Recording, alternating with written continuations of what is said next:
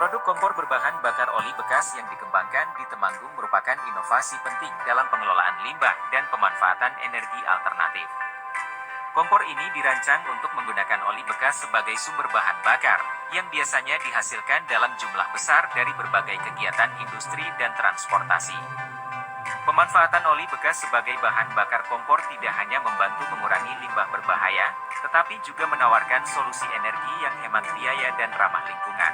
Keunggulan kompor berbahan bakar oli bekas. Pertama, pengurangan limbah.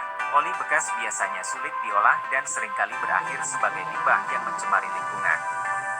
Dengan menggunakannya sebagai bahan bakar, kompor ini membantu mengurangi volume limbah oli yang dibuang. Kedua, efisiensi biaya. Oli bekas umumnya tersedia dengan harga yang sangat murah atau bahkan gratis.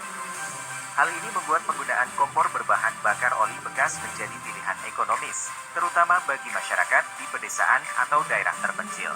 Ketiga, ramah lingkungan. Dengan memanfaatkan oli bekas sebagai bahan bakar, kompor ini membantu mengurangi pencemaran lingkungan. Pembakaran oli bekas dilakukan dengan cara yang terkontrol, sehingga emisi yang dihasilkan dapat diminimalisir.